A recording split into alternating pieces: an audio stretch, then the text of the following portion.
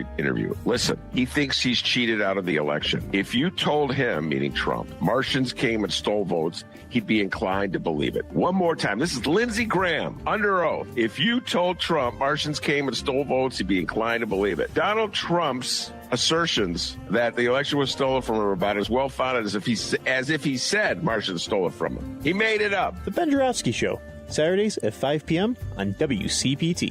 Because facts matter. You're listening to WCPT 820. Welcome to Choose Views with Richard Chew.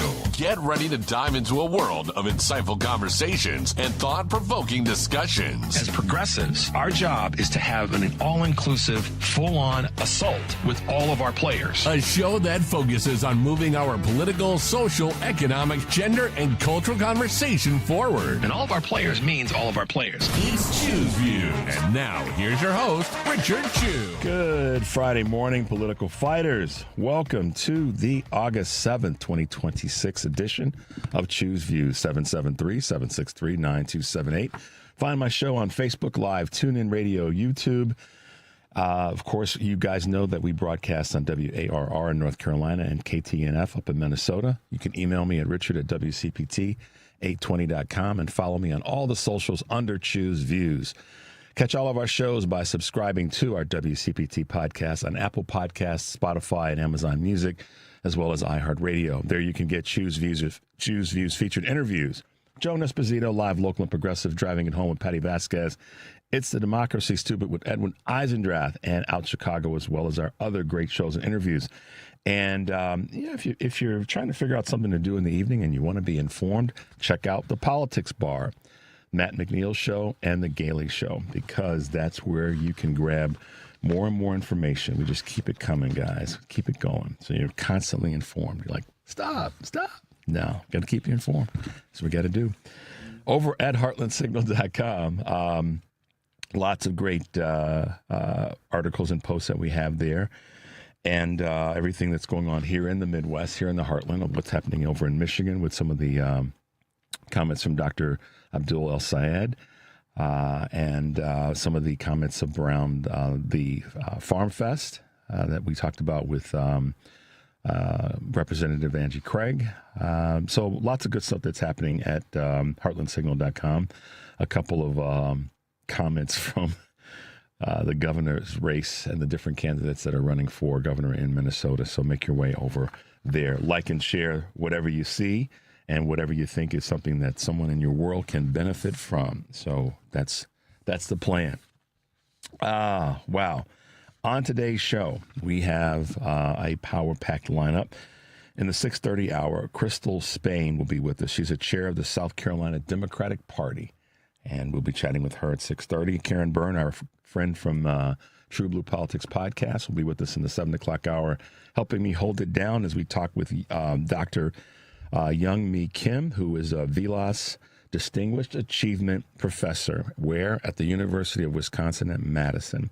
He's a professor in journalism and mass communication, and we're going to talk a little bit about voting and some of the trickery that's going on, ironically, when it comes to voter suppression. So she will be with us in the 7 o'clock hour. And then it is Friday, first Friday of the month. Mayor Brandon Johnson will be hanging out with us in the 7:30 hour, and we'll get to chat with him about things that are going on in Chicago, in the region, the state, all the rest. So looking forward to having our guest with us this morning. Should be fun. So that's what's happening on today's show. So as I say, get your notebooks out. Be ready to chat with us. If you have some questions, you can text them to me. I'll try to get them asked of Christale Spain, as well as Professor Kim and Mayor Johnson. So send us your questions. You can obviously go to our Facebook page and drop a few thoughts there as well. And we'll do our best to get them on. We will try very, very hard. Yesterday's question of the day, we're going to have a little bit of a repeat, because then this will make sense when I get to the to my segment on something to chew on. But I asked a question yesterday, and I still want to get some more comments from you guys on if you were the one of the people that was part of Dr. Sayed's campaign team, what would be some suggestions that you would tell him to consider about how to beat Mike Rogers in the general election in the state and the U.S. Senate race in Michigan. So I want to touch on that again, and I'm going to touch on that a little bit when we come back from this first break with my segment on Something to Chew On, because that race is important, guys. I know we can't overemphasize how much of an opportunity that it is. I mean, we have to hold that seat. That's not a seat that we're getting, that we're taking from, as in what would be the case in Texas or the case in Maine. This is a Senate seat we have to hold on to. So that's why it's so important. And I don't want anybody to think, oh, Richard's just leaning way into this. I am. Yes. I'm doing what we talk about in terms of staying focused on the thing we got to get done.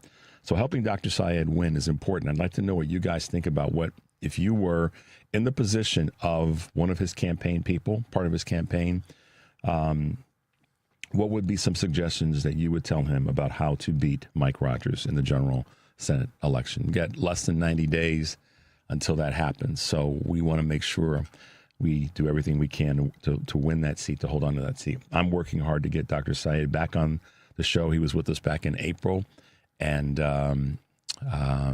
talking with his people about doing that again soon. So we'll keep you posted on that in that space. Okay. The Democrats are not at fault for taking things away from Republicans. And sometimes I say that, or when I say that, sometimes I wonder what you guys think about it. Most of you know this.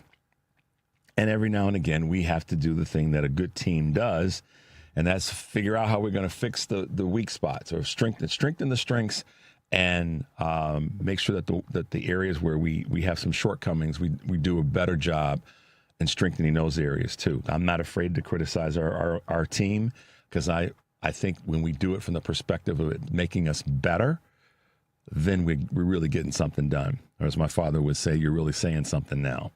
So we get to, critique our team for the purposes of strengthening our team. But I'm telling you, it's the other side. It's the Republicans that are causing the harm to the country at large. And certainly they're doing things to harm the Democratic voters and folks in the country, but they're also hurting their own people.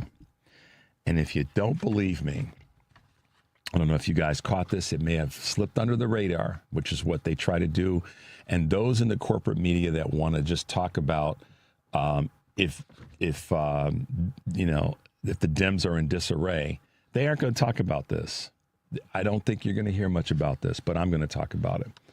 The Republicans vote down the Farm Bill amendment enabling lawsuits against pesticide companies. Imagine that. They voted Thursday to vote down an amendment that was sought to open up the American farmers particularly, ability to sue pesticide companies over health impacts of their products. Now, what's crazy about this is the Republicans always talk about they're concerned about the American people, and we are the ones that are going to take care of the everyday working person and make sure that we're the ones that are right for you, and we're going to take care of you as an American, and we're going to make sure that your patriotic love for this country is upheld. Really? Then why in the hell would you vote down a bill to farmers, particularly? And let's be honest, we know that there are farmers of all communities, cultural communities, but the sort of the idea, the presentation, the visual of what an American farmer is doesn't look like me. Okay.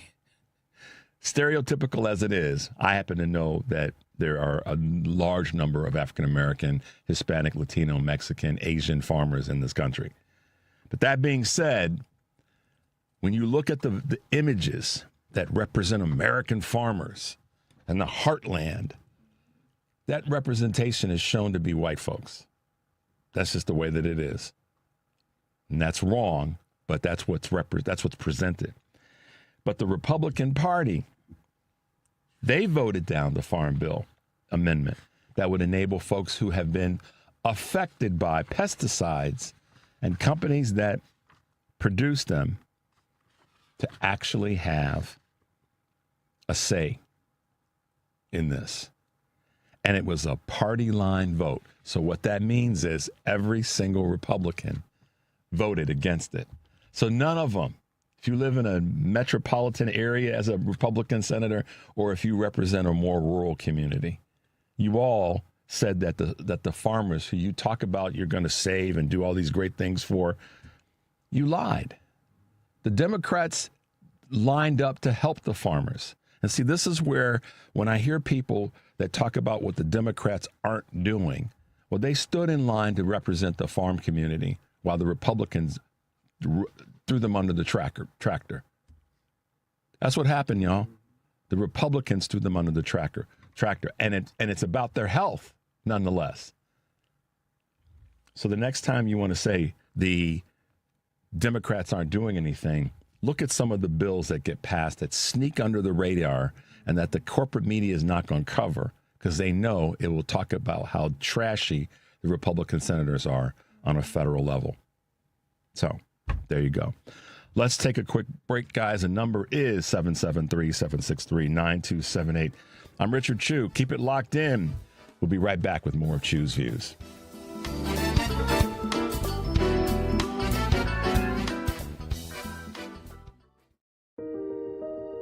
Small businesses are the heart of America. Like you, these entrepreneurs started out with a dream and a drive to build a better life. If you have a small business idea to grow or challenge to face, you don't have to go it alone. Since 1964, SCORE has helped millions of entrepreneurs build their businesses. Today, they are the nation's largest nonprofit source of expert mentoring, resources, and education. Whether you're starting out, building back, or have worked at it for years, SCORE will match you with specialized mentors. Our thousands of volunteers provide the guidance and connections you need for free. Your success is waiting. SCORE is ready to help. Find a mentor today at SCORE.org.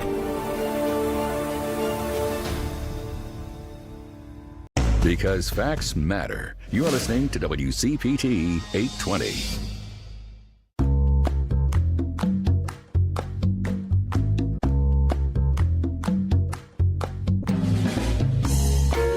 All right, guys, welcome back to the show, Chu's Views. If you're just tuning in, thank you for being with us on this Friday morning.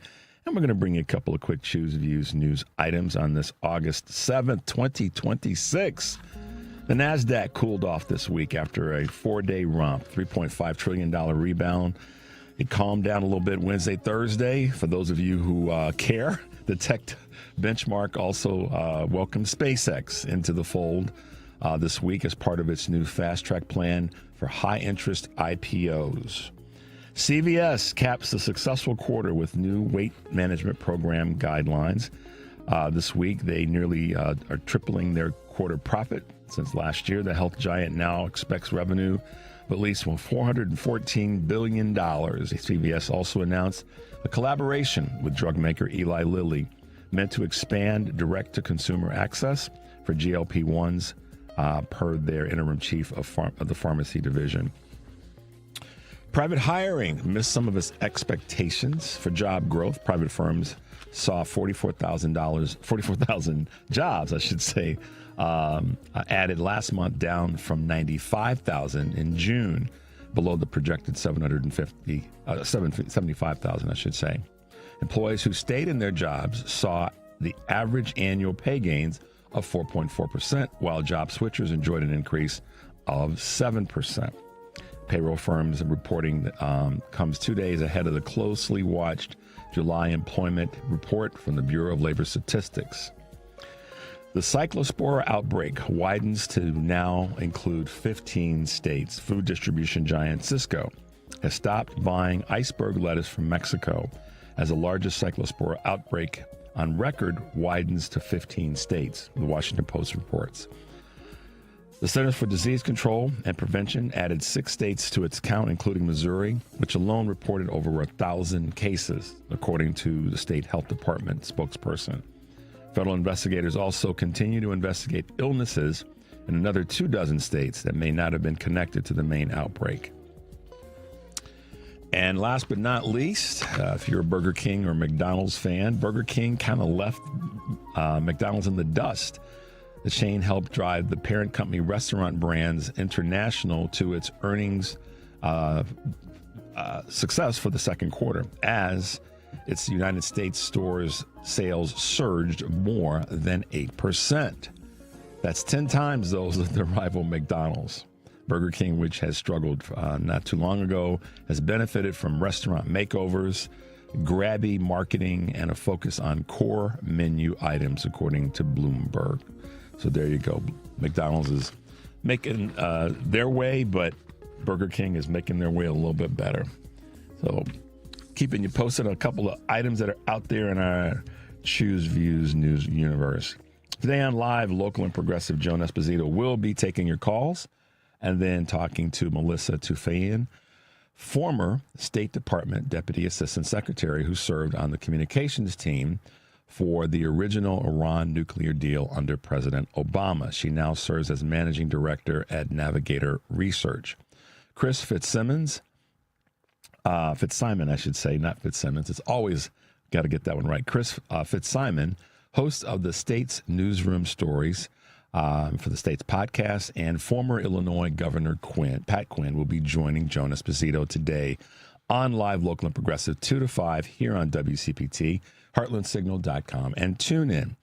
And then tonight for our listeners on WCPT, driving it home, Patty Vasquez will be broadcasting live from the McHenry County Fair. We told you it was going to happen, and her guests include Dee Darling, candidate for McHenry County Board District 1, Natalie Ziemba, member of the Woodstock City Council, and Bridget Belcastro, candidate for McHenry County School Board. Driving it home with Patty Vasquez, weekdays 5 to 7 here on WCPT, Heartland Signal website, TuneIn, and YouTube. And, of course, tomorrow is Saturday, so on WCPT, it's The Democracy Stupid with Edwin Eisendrath.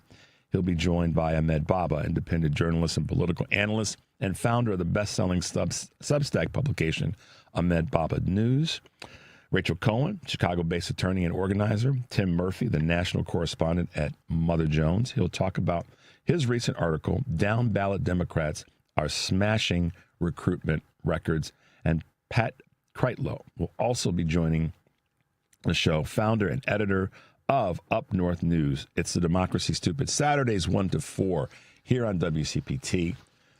That is Edwin's show, and we love it. Then on Sunday, we'll keep it going from 11 until 1.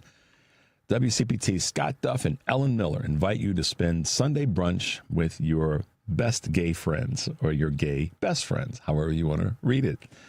Each week on Out Chicago, they tackle today's headlines from a queer perspective and focus on the accomplishments and the vibrant LGBTQ community in Chicago and across the globe. Out Chicago is Chicago's only live broadcast for the LGBTQ community. And trust me, guys, it is a great show. You want to tune in. So that's what's happening with my colleagues. I can legitimately say colleagues because they are, rather than the ones that, are across the aisle politically. So just poking a little bit of fun. All right. Today's segment, something to chew on. I said earlier that I was going to talk a little bit about Dr. Syed's race in Michigan. And I am going to be voice around that as much as I possibly can, because not only do I want us to win this seat, we need to win this seat because it's one that we have to hold on to. And when the phrase that the Senate, winning the Senate, goes through Michigan is used, that's not an over-exaggeration or an overstatement. So my question of the day was, what would you suggest to Dr. Syed in terms of helping him beat Mike Rogers? And here are a couple of things that I think is a broad thing in Michigan that I think he can benefit from. One is to close the voter gap. Consider some of the strategies that are out there that have been used successfully to appeal to independent voters. I think sometimes independent voters get too much credit and they carry too much weight, right? I think so, because make a decision. How difficult is it to see if you're an independent voter and you voted for Donald Trump in this last cycle, what were you paying attention to? Okay. So, but that's one of the things that he is going to have to do, meaning Dr. Syed in Michigan, is close that voter gap by appealing to independent voters, because they are going to shape that election in a major way.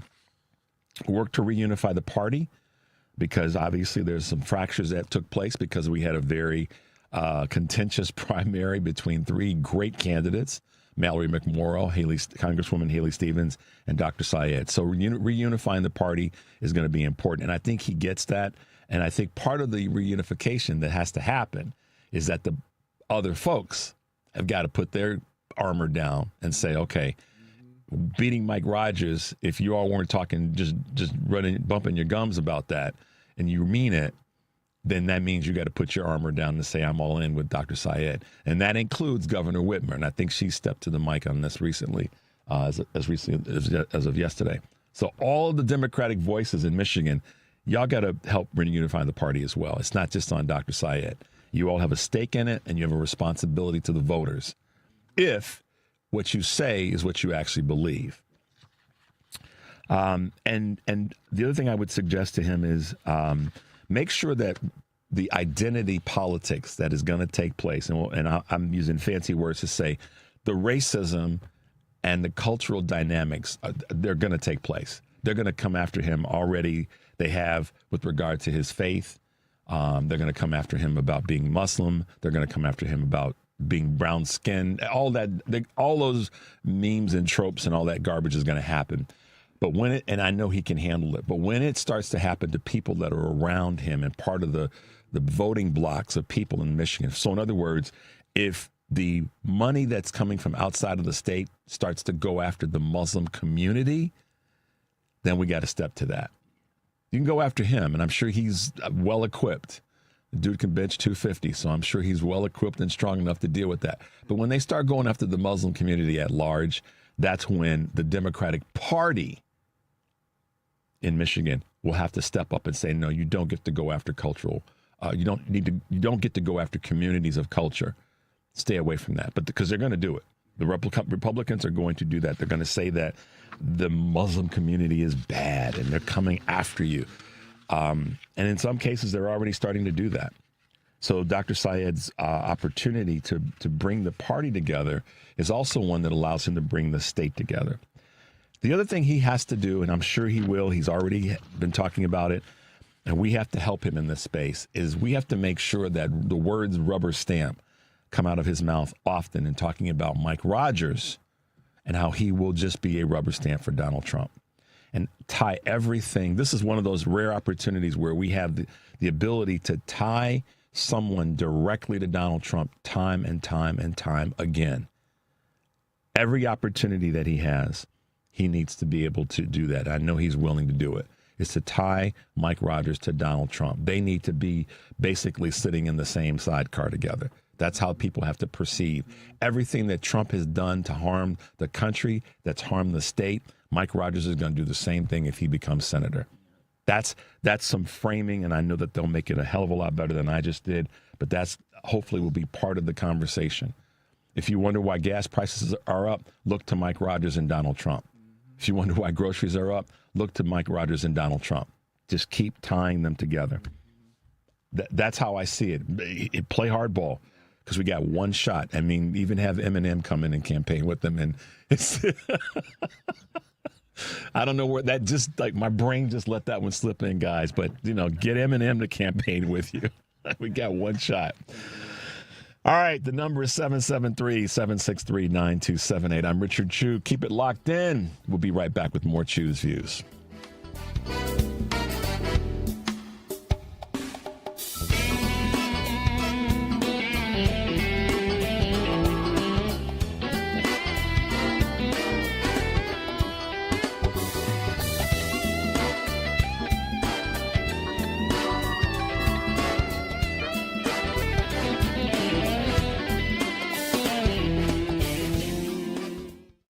This is WCPT telling you how you can shop blue. While Donald Trump is making a mess out of this country, let's take a look at some vacuum cleaners that support the Democratic Party. iRobot. Now, iRobot is a company that makes Roombas. Everyone knows what a Roomba is, right? Those little electronic vacuums that do it themselves. Pretty dang cool. Well, 96% of iRobot's donations went to Democrats in 2024. Samsung.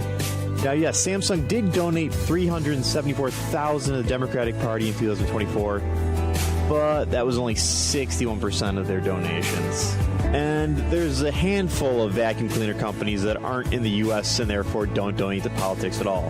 Those companies are Dyson, they're out of the U.K., Shark Ninja, also out of the U.K., Hoover, Dirt Devil, and Roborock. All three of those are out of China. The Republicans always make the mess, and it's always the Democrats who have to clean it up, right? Maybe Donald Trump should step aside and let Roomba and Samsung take over. This has been WCPT telling you how you can shop blue. Your child is sick. And with those 4 words, the innocence and joy of childhood disappears. But Starlight has taught us 4 other words that make all the difference. The power of play. Healing begins with happiness. That's why Starlight Children's Foundation provides programs to hospitalized kids to deliver happiness when it matters most. Learn more at starlight.org. Hey, I get it. You've been doom scrolling since 2016 and your therapist is tired of you. Good news, I'm cheaper and funnier. I'm Patty Vasquez, comedian, policy nerd, and your new favorite reason to sit in the car after you've already parked. We all do it, honestly. Every weekday from 5 to 7 p.m. on WCPT 820 a.m., I break down the politics, call it the nonsense, and yeah, I hope to make you laugh while doing it. Because if we're going to resist and persist, we might as well have a good time. Patty Vasquez, weeknights 5 to 7 on WCPT 820. This is Chicago's Progressive Talk, 820 AM, WCPT Willow Springs, and online at WCPT820.com, where facts matter. From the Weatherology Weather Center, I'm meteorologist Jennifer Wojcicki. We'll see mostly sunny skies here for today with a high into the mid-80s. Winds out of the southwest around 5 to 10 miles per hour. Tonight, a slight chance for showers and thunderstorms, partly cloudy with a low near 70. By Saturday, sunshine, a high of 84 degrees. Sunday, a chance for showers and thunderstorms, cloudy skies, we'll see a high around 84. That's your latest Chicago weather update. Currently, it's 70. Hey Google, play WCPT. Streaming Chicago's Progressive Talk from TuneIn.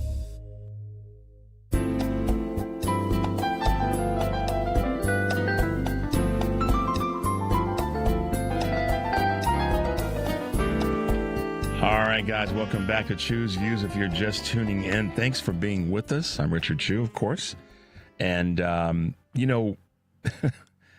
people can say what they want to about our Democratic Party, but we have the leadership across the board, and our state Democratic Party chairs have really stepped up since 2024's general election. And we're seeing it, guys, because of the wins that we've had in some of the special and off-year elections. With us this morning is another voice that is making sure that people's voices are heard and leading with the kind of championship leadership that we all want to have, and that is Christale Spain, who is the chair of the South Carolina Democratic Party. Good morning, Ms. Christale, and welcome to Choose Views. Good morning. Thank you so much. How's the weather out in Chicago? It's warm, but it's not as crazy as it is in South Carolina right now. We know how of course it not. But no, we here's the thing about Chicago. People that haven't been here ever or have been here for, rarely, when they come to Chicago, in the spring and summer, they're like, oh my goodness, your weather, Chicago's beautiful and wonderful and gorgeous. And then suddenly they'll come back another time and they'll come mid-July and it's 95 degrees and 98% humidity. And like, oh my God, I thought I just left this stuff in. Oh, that's news to me. I'm glad you warned me. Yeah. Good to know. You roll into Chicago in July, and you're like, wait, and let's just say you came from, the south or the southeast, and you're like, wait a minute, did my plane turn around and go back to where I just came from? Okay, what a disappointment. I was going to get a 20-degree break, but no, it's the same. I have family in the south and the southeast, and frankly all over the country, but I have family that have come to Chicago, and they've been like, wow, I forgot how hot it gets here. Oh, my goodness. Yeah, so there you go. That is so good to know. That's right. That's right. Well, it's hot right now all over the country politically. And there's folks like you, Ms. Spain, that have really, really said it might be hot, but we're going to get out here and do what we got to do. And politically, we're going to make sure that we're reshaping the way that this country is perceiving itself. We aren't going to allow some of this garbage and carnage that's taking place, frankly, unapologetically from the GOP, to be who we really are. Talk a little bit about the work that you're doing. You got a tremendous number of great candidates and a lot of work that you're doing in terms of some of the state leadership. Give us an update. You know, I became chair in 2023, and I just made a point not to try to go backwards. You know, I think that it's been a passing of the torch, you know, successfully or not, or unsuccessfully. The chairs before me had worked really hard to try to build something that, you know, is sustainable. But what I did was just make sure that we were including everybody, number one. And number two, like try to get rid of the division and put a plan in place so that we can try to build the infrastructure that we need to win, to start winning. And that's what we did, right? And so the goal was to map out where we made mistakes or where we made decisions that, you know, we could have made better decisions. Mm-hmm. And so one of the things that we did was try to figure out how we organize everywhere. And that's what we've been doing. And because we've been in the early state window, we always get some national attention. Mm-hmm. And so with that national attention, when folks like Governor Newsom want to come to South Carolina or Senator Cory Booker want to come to South Carolina, we decided to take them to our most rural, most red counties. Where Democrats there felt, you know, forgotten. We took Governor Newsom to the home of Lindsey Graham, or the late Lindsey Graham now, on his birthday. It doesn't get any redder than that. And the Republicans there are rabid. And the Democrats there were excited.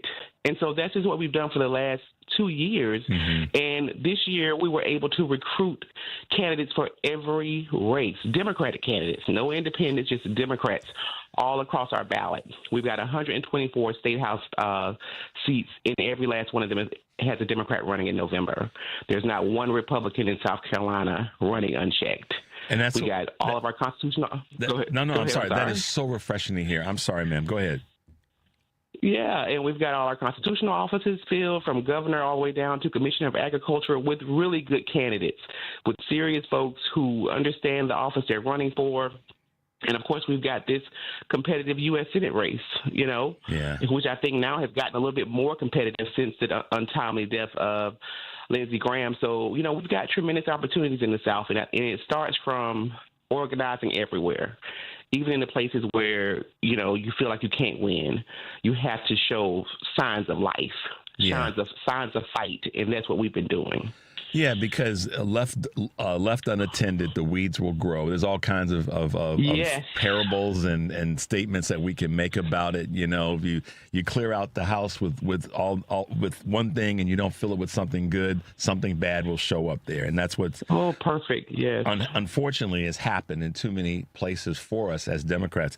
I like what you said, Ms. Spain, a moment ago about not independents but Democrats.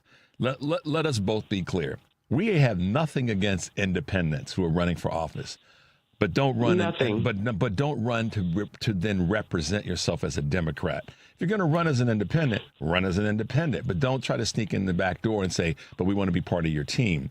And I think the reason that's got to be made more clear now is it's drawing a line in the sand. And yeah, we have two parties, so pick one. And that's why I've been saying for such a long time.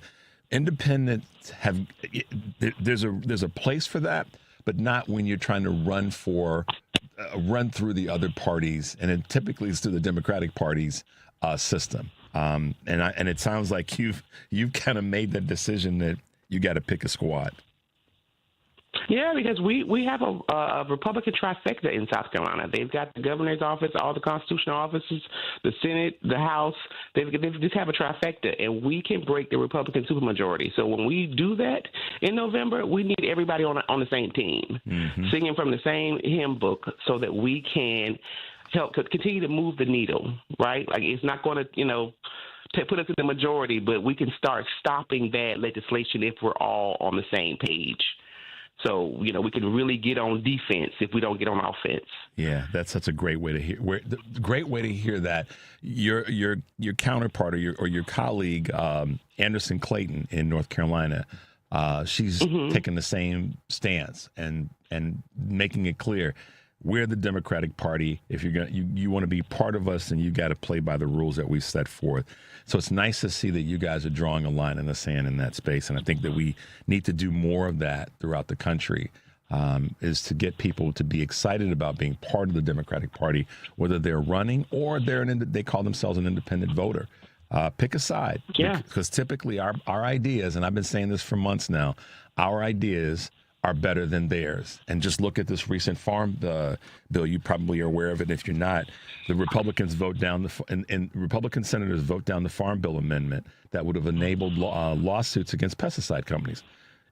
By party line, Republicans in the Senate, they voted against something that would help farmers have a place at the table about something that's harming them. Democrats aren't doing that. We're saying no. We want the farmers to be able to litigate against something that has been harmful to them. So it's good to hear you say we're drawing a line in the sand. Let me ask you this question about that. You talked about having, every office or every candidate for office be filled.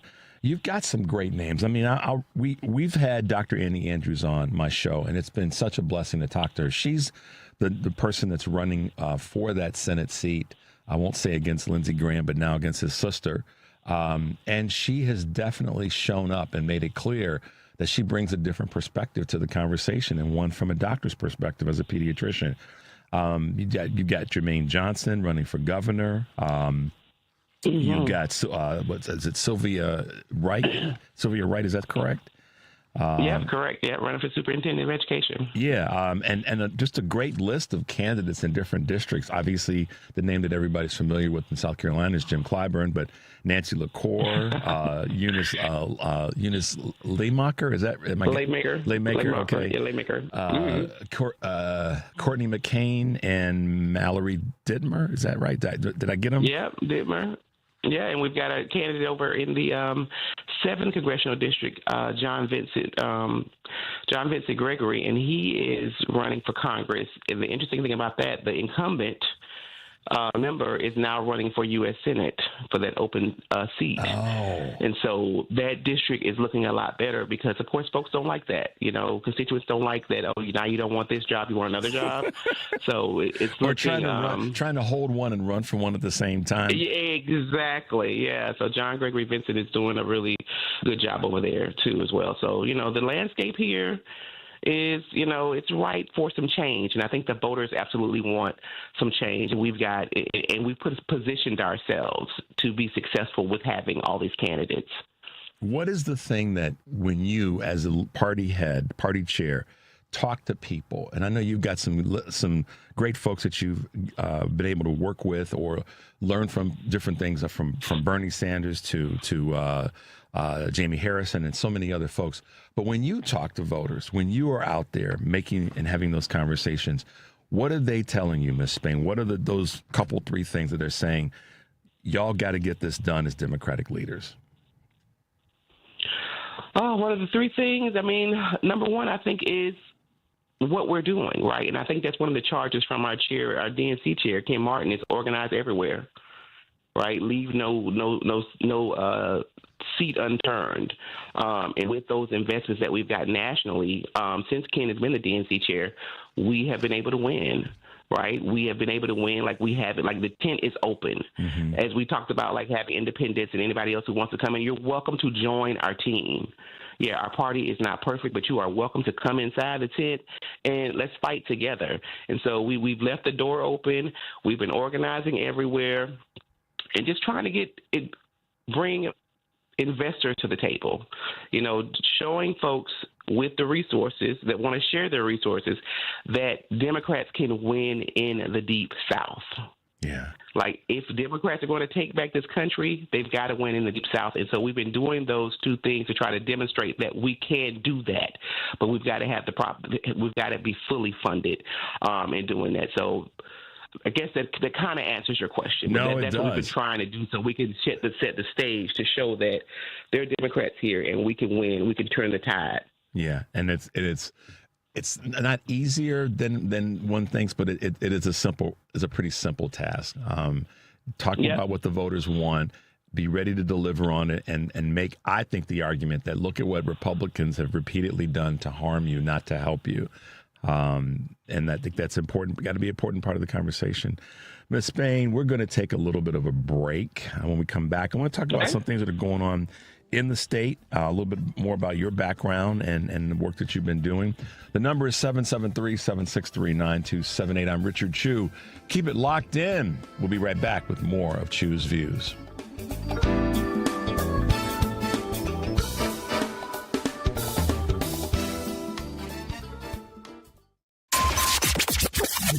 WCPT replay. We're talking with Tom Hartman. The Democratic Party, by going with progressives rather than corporate Democrats, is really just going back to the Democratic Party of old, back when the law said that you can't take corporate money and billionaire money.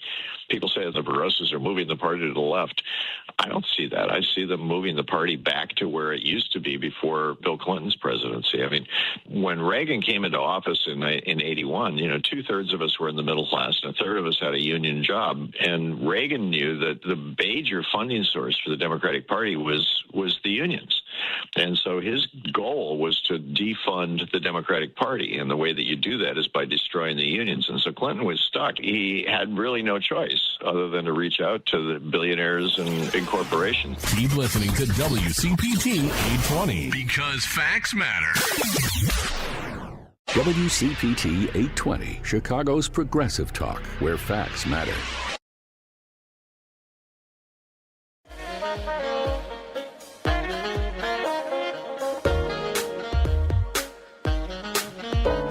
All right, guys, welcome back to Chu's Views. If you were just tuning in, I'm Richard Chu. We are talking with the first black woman to chair the South Carolina Democratic Party, Christale Spain. Thank you so much for being with us this morning, Ms. Spain. And speaking of that, yes, thank you for having me. Absolutely. And we'll do this again because we want to see that. I'm selfish. We want all the Senate seats and all the congressional seats. Exactly. I'm unapologetically selfish. So whatever we can do to help Dr. Andrews win, and whatever we can do to hold on to ones that we have and gain some, I'm down with that conversation. So thank you for being with us this morning. But redistricting is one of the issues that's impacting that in South Carolina. Let's talk about that from the terrible side of it, and then let's talk about it from the upside of the positive of what we can do to make some change there. Okay. So the Republicans, like I said, they have a trifecta in South Carolina. So they try to redistrict right before the June primary. And, of course, there are still a few common sense Republicans in South Carolina who tried to make the case that you don't want to wake the sleeping beast with this decision. And when it comes to our congressional maps, it is, the numbers that we see, the maps that we cut, there's not really anywhere else to cut that pie to make it worse, right? Mm-hmm. Any reasonable way to cut that pie to make it worse. Now, Washington can cut it and make it worse, but that doesn't. They don't have the support of the Republicans because they're breaking up communities that they don't want broken up.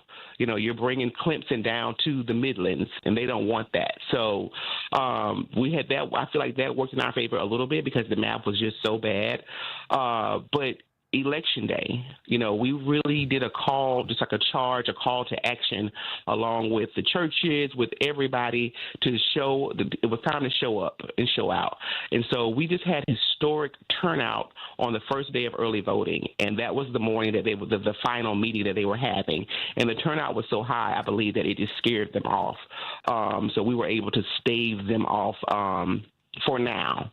But they will absolutely be back in January, and that's why it's so important that Democrats break that Republican supermajority in November, because that also sends a message that, Democrats are winning here, and you're going to have Senate seats up. You're going to have, if we break the supermajority in the State House, Number one, that gives our members more members and more opportunities to speak up, and it changes the temperature in the room, right? When you've got 35 members and they've got 70, you don't get any respect. But when you get back to just a regular minority, it shows that, okay, well, they've got some numbers. We've got to try to build a coalition. They need less moderate Republicans to come on their side to help stop bad legislation. So that's the first thing. And it just shows that Democrats can win in South Carolina. So I think that us breaking the supermajority sends a major signal, and if we're able to pick up that Nancy LaCour seat before even getting to Annie, like there's so many things that we can do before we have to win statewide that helps us with redistricting. Does that make sense? I'm trying to break it down in reverse. No, it does, because I think that when the conversation around redistricting, as I see it, and of course, particularly in states where we have a smaller number of House seats, then we lose one. If we got 3 and we lose 1, that's a 30% or a 33% loss in our representative power, and it happens time and time again by design in communities of color, more specifically African American Black communities. Yeah. And so this is where this disenfranchisement has become. It's a national issue, even though it may be happening in a state by state way. How are you addressing that with members of the Black community there in South Carolina to say, we got your back, we're going to fix this? And then along with that, Ms. Spain, let me ask the question along with this, are people aware that it's happening? And I know that may sound silly, but do you see where I'm coming from? Oh, yeah, that's the biggest part, awareness. Like what it means, because sometimes, people are just working. They don't understand what we're talking about, right? Like what does it mean? So number one, the awareness and the education behind what happens if we don't have a member of Congress, right? If Congressman Clyburn isn't there, not even to mention the member of Congress that we do have, all the influence that he does have, but just a voice, a representative voice. South Carolina, the map is already gerrymandered, right? Because we should have a fair map would have Democrats with 3 congressional seats in South Carolina, not with just 1. So they're already gerrymandered, and we don't have the voice that we should have. But the percentage of Black voters that live in South Carolina, that isn't representative either. And so when you try to take out the only Democratic member and the only Black member, well, now we've got Tim Scott, but that doesn't really count. He's a senator. That doesn't really count. And Black voters don't have a voice. And not only is that a fair statement, it's an accurate statement. Yeah, that don't really count. But so number one, the awareness and the education around like having a voice to speak for you, like what it means. These members of Congress, they don't work. They work for you, and I'm always trying to explain that to our voters that people get elected to serve the people, not the other way around. So if you don't get to send a representative from your community, then your issues aren't being brought to the table, and they won't ever get resolved. So it is an awareness and an education piece that we've really been trying hard to help folks understand. And so just working with the faith community, which is still a big deal in South Carolina because we've got a huge AME, African American, African Methodist Episcopal community in South Carolina, and they're very political, I feel. So, and they're always great partners. And so just working with these folks to make sure that they are also trying to inform their churchgoers about what's happening. And I think that is helping us move the needle a little bit. Yeah. How are you navigating the issue of straight ticket voting? I know that that's historically impacted Republican voting or voting for Republicans in the state, but that's some reality that you got to deal with. And so how are you trying to swat those flies away? Basically, our goal is to make sure that folks understand that they can vote straight ticket. Like, it's okay, because what ends up happening a lot of times, Richard, is when we get about 30 days out from the election, people will tell, I'll hear it on the Black radios, don't vote straight ticket because this is going to happen or that's going to happen. And it's a form of voter suppression that really pisses me off because the other side is doing it, right? Yes, they and are. We're telling people not to do it. Yeah. So we are pushing that this time in a way that we haven't haven't done in a while, because I'll tell you, in 2024, we had a tremendous undervote with the top of the ticket. 64,000 people in South Carolina went in and voted for Kamala Harris and left. I mean, so of course we lost state house seats, we lost sheriffs, we lost so much. In Charleston County alone, 10,000 people did that. Wow. And we lost a Democratic sheriff in Charleston County. So we are really pushing straight ticket voting because right now we don't have the numbers to fight back on it. So we've just got to also use it on our side. So we're pushing it. Complete your ballot. Don't leave any seat unchecked. But, of course, just pick straight ticket voting because that's what they're doing, and that's how they're winning. So we're really just trying to encourage our voters just to use every tool that's in our toolbox as well. But it is a issue. Yeah, you know, to end on an issue, excuse me. No. It's all right. As we wrap up, and like I said, we're going to have you back again before we get to the midterm elections because it's important. I have taken the position on that every person in the country has an interest in every other state's elections. And here's the reason why. You just mentioned something about the sheriff. If you're traveling down to South Carolina, visiting from California or from Maine or from wherever, and you got a sheriff that isn't on the up and up and doing the right thing and caring about people, he or she can make your life hell. Am I right or am I wrong? Yep. They run the county. Yep. So they've got a lot of power. That's why we have to be, as a nation of folk, we got to be more willing to say, oh, yeah, I'm in Seattle and I'm good. No, if you travel to South Carolina, you want to make sure you're good when you get down here. You might be less good. You might be less good. So... Miss Spain, I will say this. My listeners know this, but you may not. My family's originally from the South, and so I reach back to some of my Southernisms every now and again because they matter. So it's been a joy to have you. We both got big smiles on our faces, and that's a good thing. That's a blessing to have on this Friday morning. How can folks find you? Thank you for having me. Oh, absolutely. It's the first run. We'll do it again. How can folks find you and be involved in what's going on in South Carolina politics? I am on social media, myself personally, at Christale Spain. I don't really know what it says, but it's just Christale Spain, and my name is spelled a little bit different. It's fancy, but it's just Christale, Christale, in Spain, of course, like the country, Spain. But at the South Carolina Democratic Party, you can find me, and we're all over all channels on social media. Our website is SCD, as in Democratic, P as in party.org.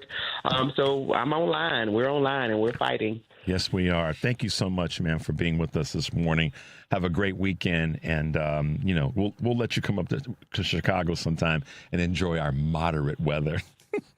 Oh yeah, I love it. It's a beautiful city. Yes, beautiful. It is. Thank you. Thank you for saying that. We got the mayor on later in the show, so I'm honored to have him on as a guest today. So, Ms. Spain, thanks for being with us this morning. Stay safe, and we'll talk to you soon. Okay. All right. Bye-bye. Thank you so much. All right. Bye-bye. Before we go to break, hold on. We have one thing I want to do before we go to break. Good morning, Karen Byrne. Richard Chu.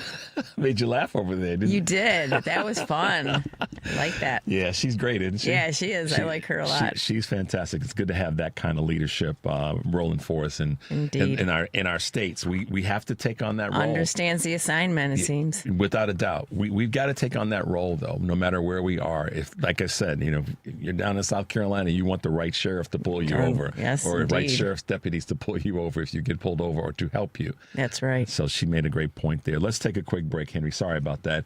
The number is 773-763-9278. I'm Richard Chu. Keep it locked in, because when we come back, we will be talking with Professor of Journalism and Mass Communication at the University of Wisconsin-Madison, Young Mi Kim. And guess who will be hanging out with me in that conversation? Our good friend Karen Byrne from TruBlu Politics podcast. I'm Richard Chu. Stay tuned for more Chu's Views.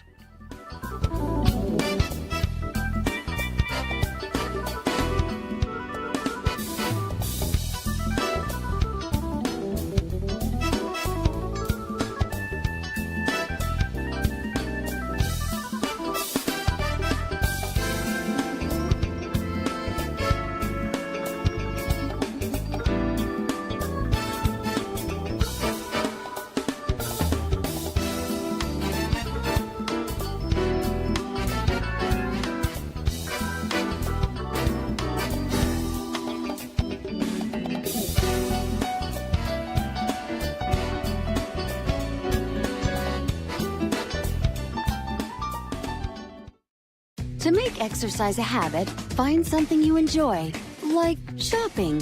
It counts as a workout when it's Kohl's Active Sale. Get 20% off across the store and 25% off top active brands for feeling your best. Plus, enjoy a sales tax holiday in Illinois. Adding to your cart is pretty much cardio, right? Find out at Kohl's. Select styles. 25% offer ends August 15th. 20% offer ends August 16th. Exclusions apply. See store or Kohls.com for details. Tom Hartman. Autocrats generally, particularly those autocrats who have narcissistic personality disorder and are sociopaths, as is, in my opinion, Trump, typically do not tolerate high-profile people around them. They want to be the star of the show, and that's certainly been the history of Donald Trump. The only people that he will tolerate around him are people who, when he says, kiss my ass, they fall to their knees. The Tom Hartman Radio Program. Weekdays 11 a.m. to 2 p.m. on WCPT 820, where facts matter. Hair Volume from New Nordic will make your hair look thick and healthy. Hair Volume is available online at Amazon and NewNordicUSA.com or in the hair care aisle at your local CVS.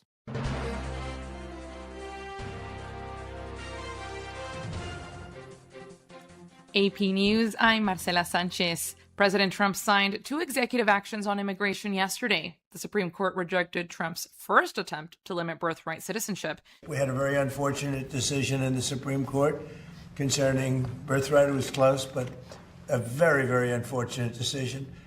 So we're making adjustments because it's very unfair. The first order he signed aims to restrict birthright citizenship and would limit the number of people eligible for automatic U.S. citizenship after being born in the U.S. The second order aims to curb what Trump called birth tourism by increasing restrictions on visitors who apply for U.S. visas to give birth while in the country. A Senate committee voted along party lines to hold Dr. Anthony Fauci in contempt of Congress and refer him to the Justice Department for potential prosecution.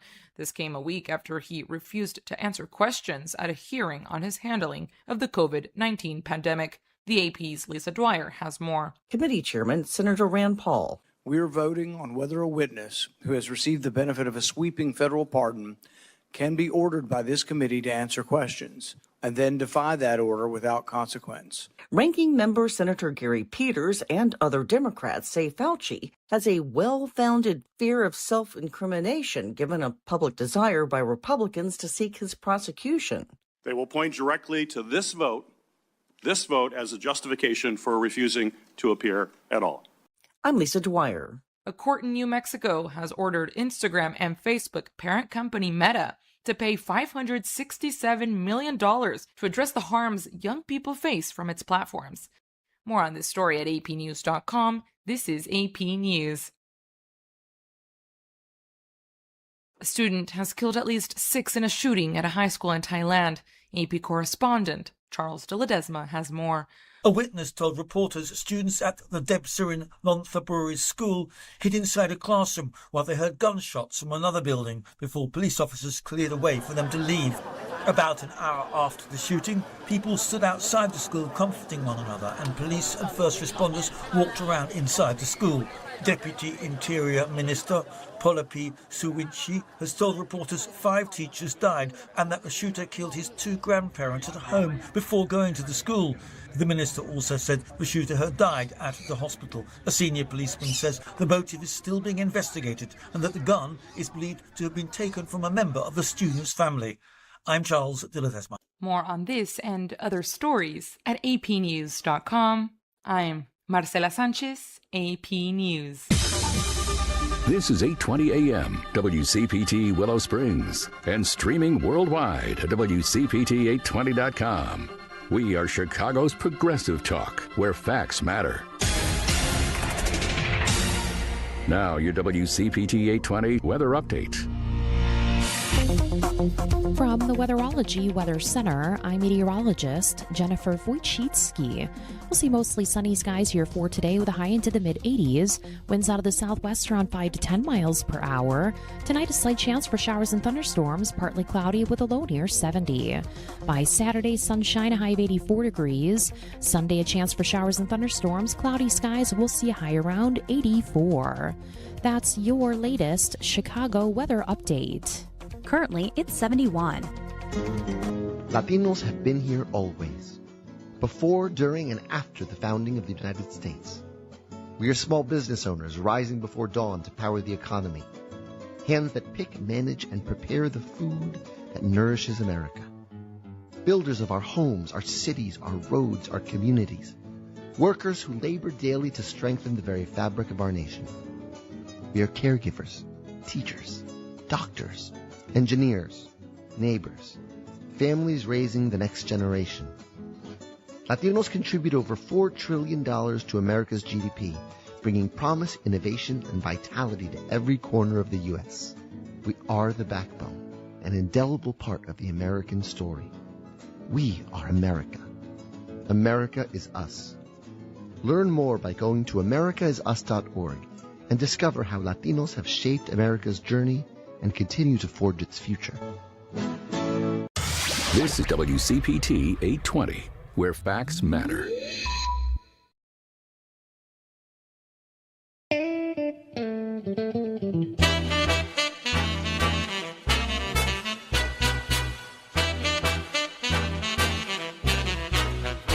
Richard Chu's got his eyes on the truth. And you're right where you need to be. This is Chu's Views.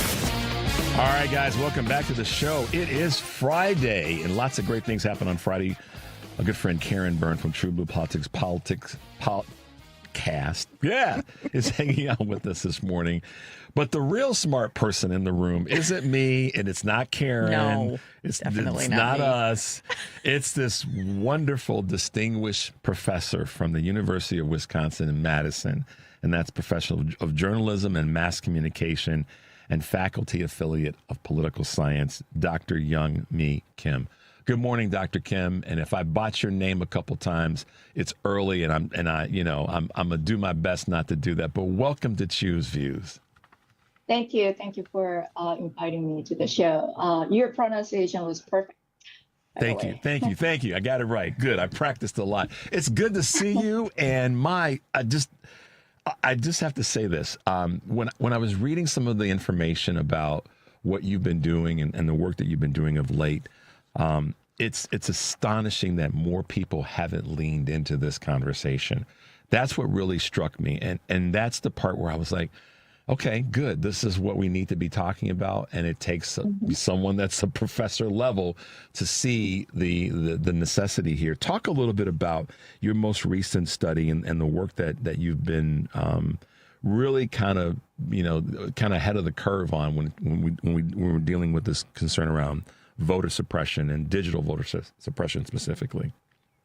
Yes. So my study is about targeted digital voter suppression and its effect on actual voter turnout. So it is about the architecture of modern disenfranchisement. I would call it like an algorithmic disenfranchisement.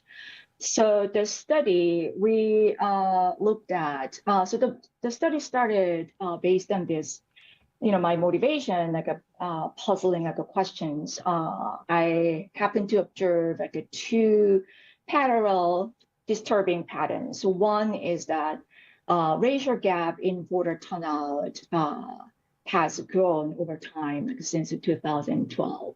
And it was historically low in the past elections.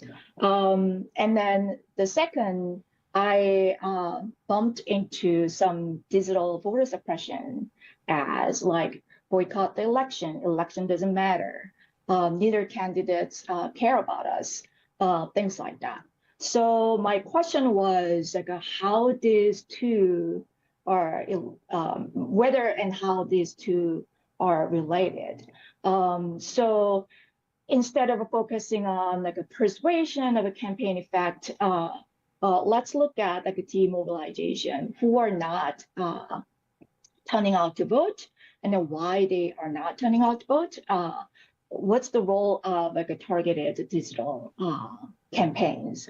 So that is the study about. And then the top line, result is that first, we observed that we tracked all the digital records, the digital ad exposure directly to about more than 10,000 people representing the U.S. voting age population, and then so-called like a reverse engineered this like an ad. And then we identified like people who are exposed to voter suppression ads and who are never exposed to voter suppression ads, and then track all our 10,000 people's actual turnout record, and then match it, and then compare these two groups. And what we found is that like a targeted digital voter suppression are not evenly distributed across the country. So non-white voters who are living in the battleground states, where like a vote margin like a typically less than like a 5% margin, these people received like significantly more voter suppression ads, particularly like non-white voters who are living in the racially minority majority counties, like as a racial minority is more than 50%. So like in Milwaukee County in Wisconsin or Philadelphia County in Pennsylvania. So these people received nearly 10 times more voter suppression ads than the average population. And then second, more importantly, we found that at the population level, exposure to targeted digital voter suppression actually decreased the turnout by 1.9%. And then this like a turnout decrease was a lot larger when you compare, when we look at the targeted segment of the population, which is non-white voters who are living in a racially minority majority counties in battleground states.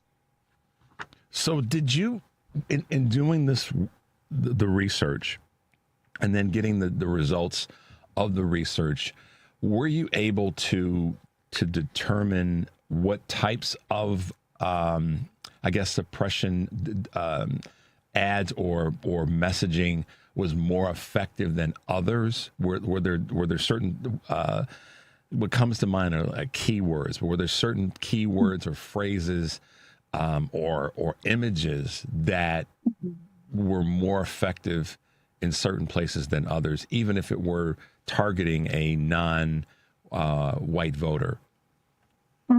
Yeah, that's a good question. Okay, we had 4 types of different like, voter suppression ads. One is like a general demobilization, like election boycott, like a boycott the election doesn't matter type. And then this was the most effective. And then second type was coalition breaking. So you target, like for example, you target like the liberal, like progressive candidates, and then say, like a Democratic candidates are not caring about us. So it's like a breaking the coalition of that voters base. So it's very interesting. So, and then other things like a similarly, like a third party candidate, like a promotion, and then like a threat to the voting, things like that. But we found that, because when we classified and analyzed the content variations, then statistically the size gets smaller because the statistical power has some problem.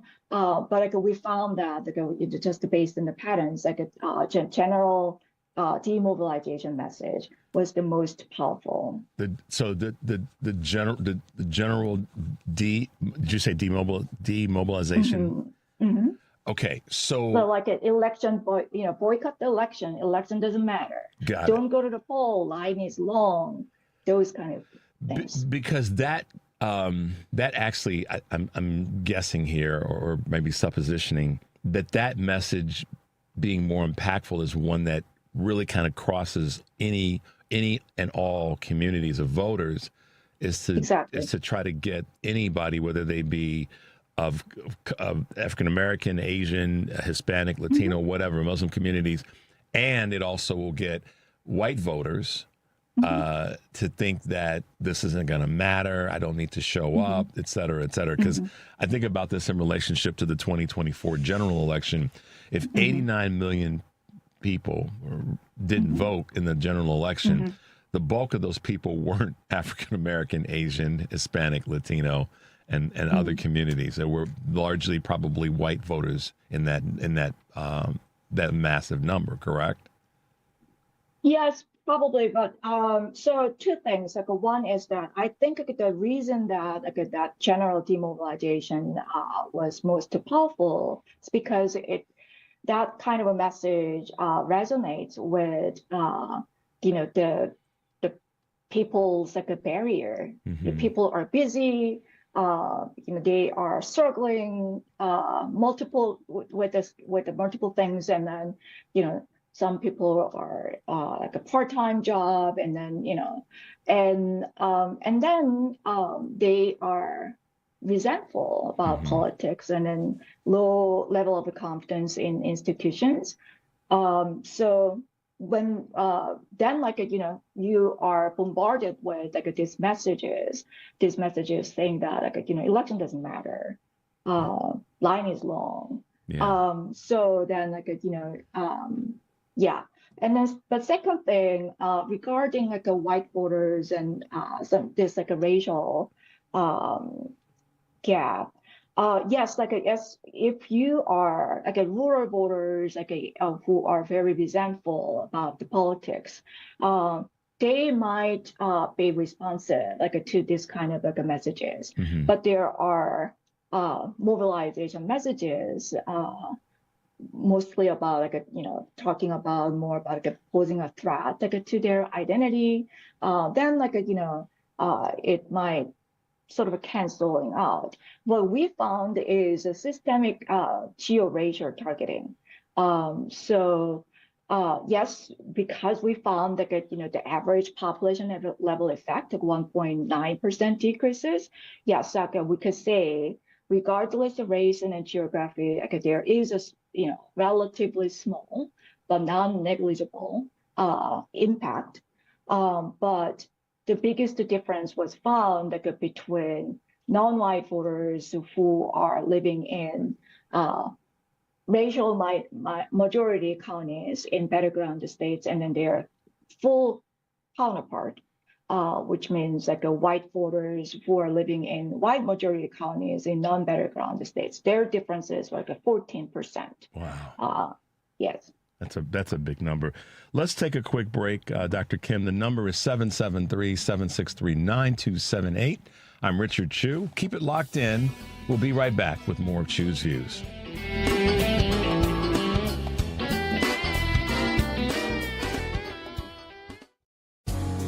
This is WCPT telling you how you can shop blue. Donald Trump has implemented a barbaric anti-immigration policy with mass deportations and having ICE agents showing up unannounced at people's homes, workplaces, and anywhere they suspect, separating families, ruining lives, and deporting people without any due process. But one company is taking a stand against Donald Trump.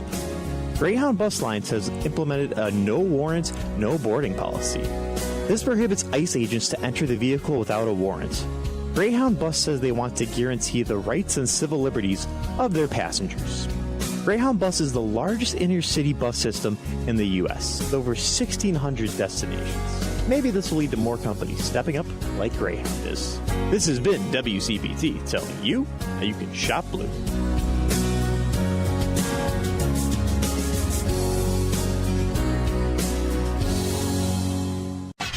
You're listening to WCPT 820 because facts matter.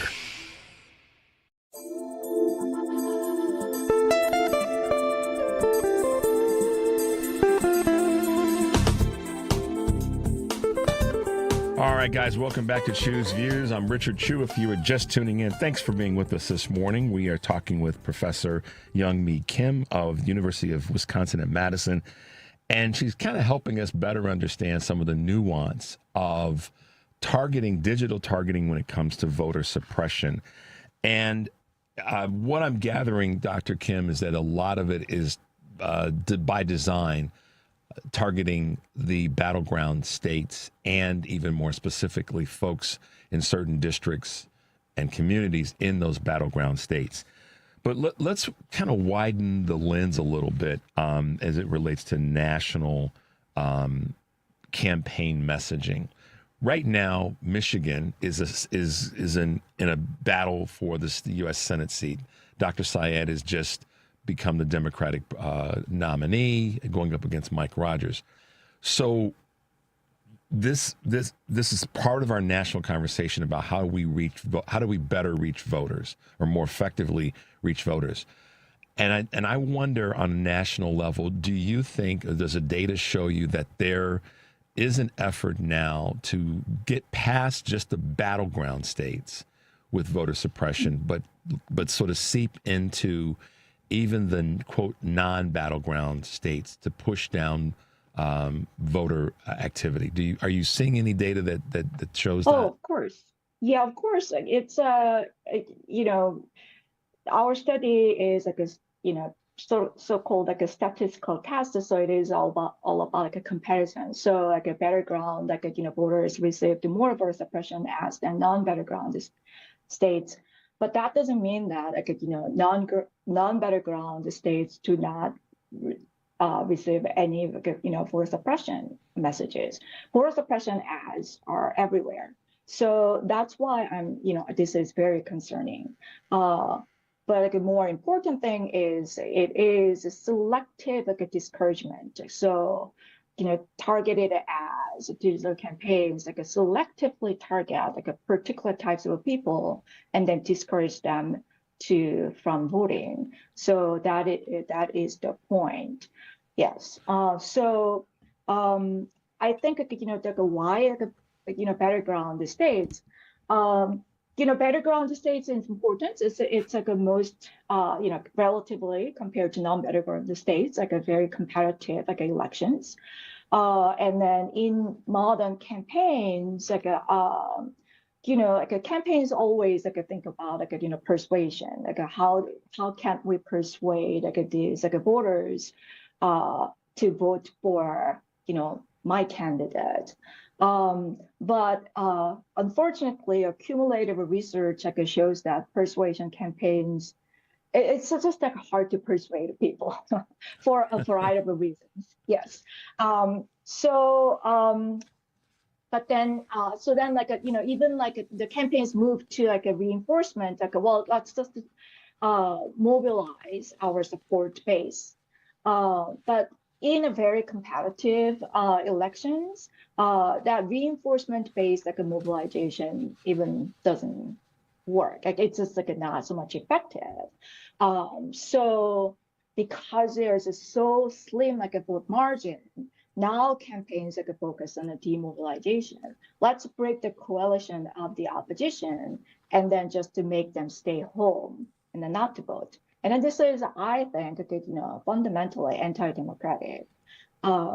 So that's why we have to care more about not just get out the vote type of mobilization, but we also have to understand why people staying home, why people are not turning out to vote, and then carefully examine these voter suppression messages and the mechanisms, because as we've seen all the debates about voter ID law, gerrymandering, restrictive voting, centralized voter data, this is all about who gets to participate. Yeah. Yes, and then it is about the control over representation.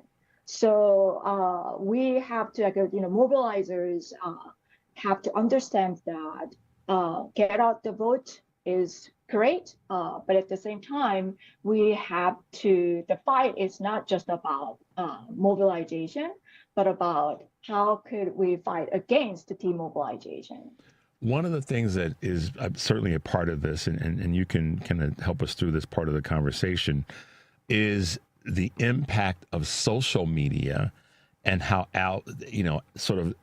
what's the word I'm looking for? Algorithmic manipulation takes place, so that message that started off being, for lack of better words, a small, maybe local message, suddenly broadens to become a regional or a national message just based on the algorithm that plays into social media. Talk a little bit about that, Dr. Kim. Yes, that's an excellent question. It is like a really hard to talk about, empirical evidence of the impact of the social media or, algorithm in general, because this algorithm just, it's a black box. So nobody knows how exactly it works. The reason we are able to identify voter suppression and able to so-called reverse engineer this algorithm is because I developed this an app named eScope that directly measures exposure to digital ads. And then we also did surveys of our participants, and then we can match this their online exposure patterns, and then online behavior, and then their demographics, and then political, social, political leanings, and then some attitudes about issues, and then so political social attitudes, and then their voting behavior, voting history. Right. We are able to do that because we developed this app, and then I was very fortunate, I'd say, but unless we have this kind of data, it is really hard to talk about the impact. What we could infer based on our data is that a lot of people say algorithm messages are boosted because users share them. That's true. So we should be very careful when we share some messages, whether this is accurate and who's gonna benefit the most, from these messages. But what we found is because campaigns or advertisers or whoever distributing these messages have now have a very convenient tool to target certain types of very narrow sets of the population, and with the AI, it's even more effective. You can create, you can simulate, okay, this is the kind of people I want to reach out to, and then AI can run develop targeting, so-called targeting model, and then customize messages, and then just then these the ad sponsors or message distributors can just distribute the messages at scale in a minute.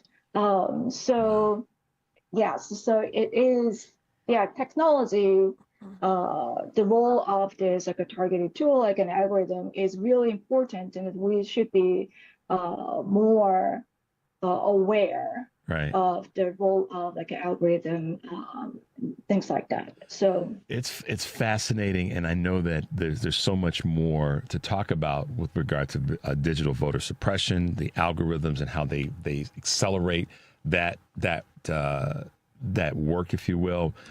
But as always, it's great to have someone like you who spends their time, working us through these items. Dr. Kim, it's been great having you with us this morning. Real quickly, how can folks follow you if they choose to kind of plug in more to the work that you're doing and the reports and studies that you've put together? Yes, we'll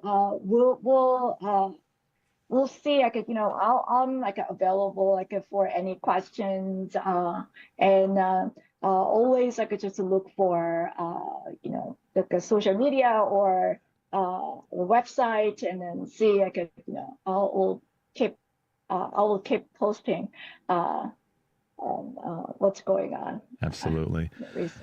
Dr. Youngmi Kim, professor at the University of Madison, Wisconsin. It's great to have you with us and to get our brains working this morning in this space. Have a great weekend. Thanks for taking the time to hang out with us this morning. Thank you for having me. You're welcome. Bye now.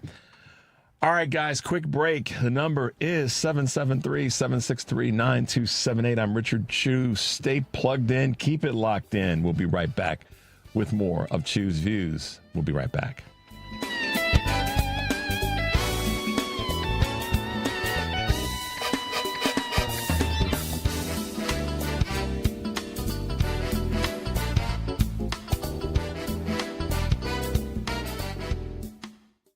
How do you know you're home? At Habitat for Humanity, we believe it's when you find peace, stability, and safety. But 1 in 3 people on Earth woke up today without a good home.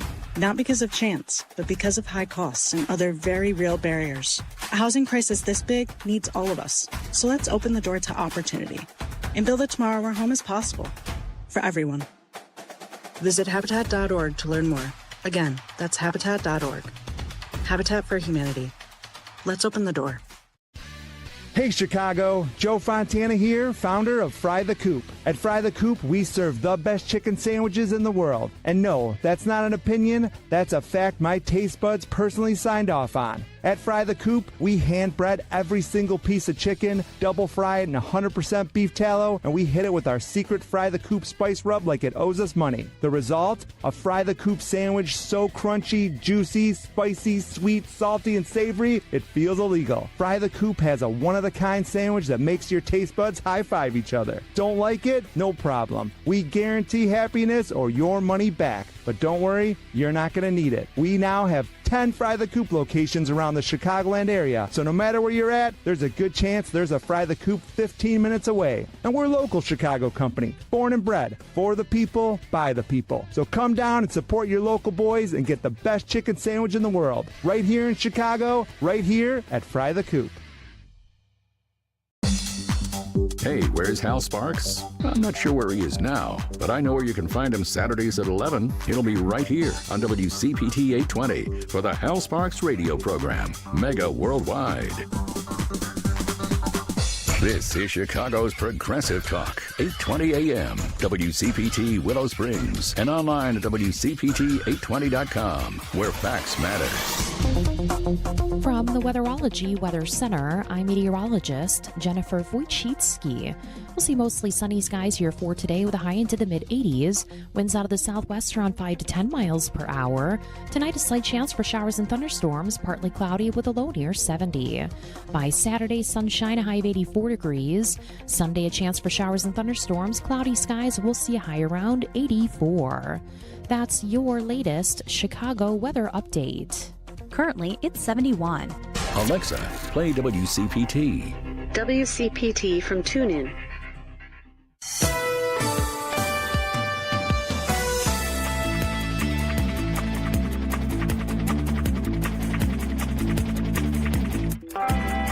All right, guys, welcome back to Choose Views on this wonderful August 7th, 2026.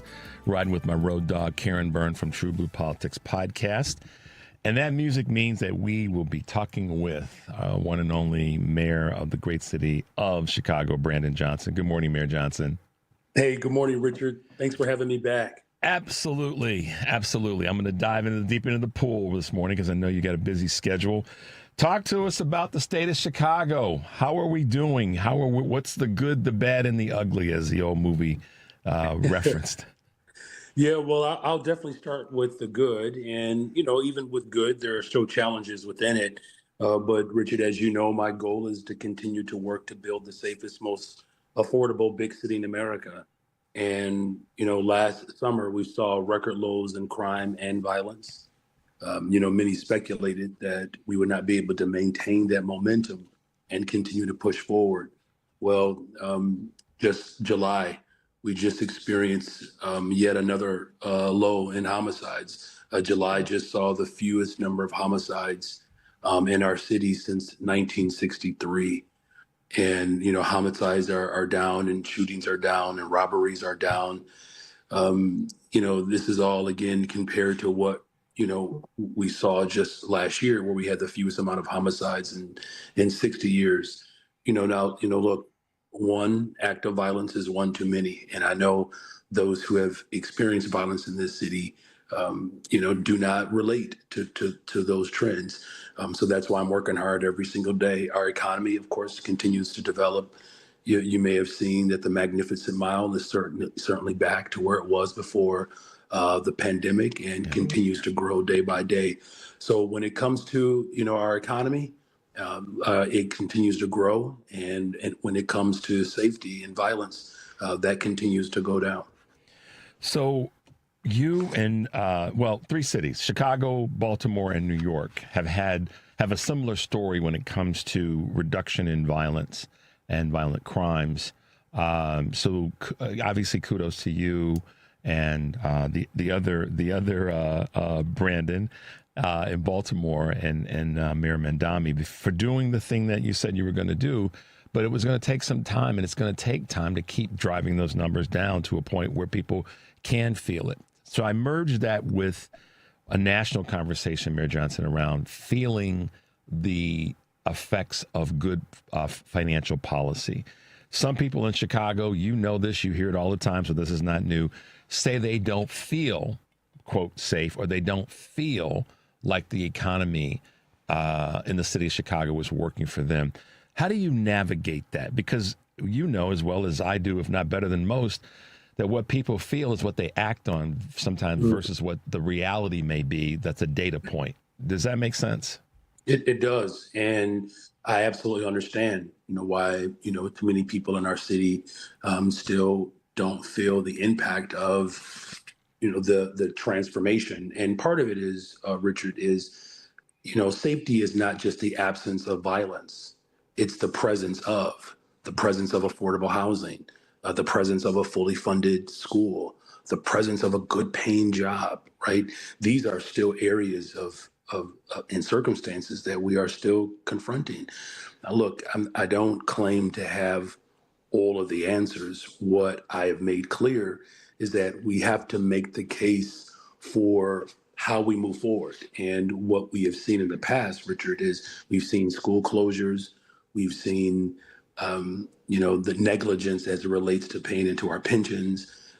We saw a time in which, though there were more police officers, there wasn't a commitment to community safety as well as community policing in particular. And so that's why part of this work really entails ensuring that we're raising the wages of workers, right? We are finding ways in which we can continue to fund the critical services that people rely upon. And the way I believe that we have to do that is by taxing the rich.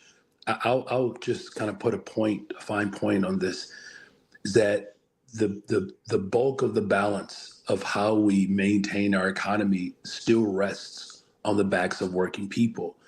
And that has to change. Now, I put forth a budget that would challenge big corporations and the ultra rich to put a little bit more skin in the game. We're not saying that we're trying to bankrupt them. We're saying that we have to have a balanced and a fair, equitable tax structure. I'm grateful that there is more movement in Springfield to do that. But once there is a real absolute commitment to partnership at every level of government to ensure that we're providing the presence of opportunities in these communities, you'll begin to see the shift, not just in the paradigm, but in how people are actually experiencing government. Yeah, and I think that's key to make that distinction, not just in the data and the feeling have got to come together. I guess to use my words. You tried something that got shot down by the alders, and a lot of people nationally said that excluded the voters. And that was the referendum on the millionaire's tax. Let's talk a little bit about that. I mean, work us through that and what it means for it not to have been put in the laps of the voters of the city of Chicago to kind of have not a say necessarily, but just a recognition that they have some thoughts about it, if that makes any sense. It does. And we've heard repeatedly, and I've heard all over the city of Chicago, that there's overwhelming support for a millionaire's tax. And it's well past time Democrats actually step up, stand up, and lead in this moment. And it goes back to your previous question. This is how you close the gap between what people are experiencing and how they're relating to this transformation that's happening in our city. And it was a disappointment for alders who are tied to the interests of corporations that would much rather stall progress than be a part of the progress that, quite frankly, is inevitable. We're going to win this, Richard. We're going to win this battle. We have seen time and time again when opposition rises up against the will of the people united will always prevail. And to that point, as much as there is disappointment that we've had aldermen not just block, attacks on big corporations, not just, blocking how we, protect renters in this city, where over half of the people of the city of Chicago are renters, for them to block and stand in the way of the voice of the people as it relates to this millionaire's tax and other forms of progressive revenue. Of course, it's incomprehensible and it's reprehensible. But the good news is my former colleagues on the county board did pass a resolution to ensure that Cook County, which obviously the city of Chicago is the largest city within the county of Cook, will be able to answer that question. Should the state of Illinois place a 3% surcharge on millionaires to fund our public schools and to provide property tax relief? So and I'm grateful to Cook County Commissioner Donna Miller, the Democratic nominee for the 2nd Congressional District. And again, because of the collaborative approach in the organizing, even though city council members who are tied to corporate interests try to block us, our movement obviously extends well beyond the walls of City Hall. And thank God for that. Without a doubt. Mayor Johnson, we all know that there's always the elephant in the room, the thing that people tap dance around and so forth.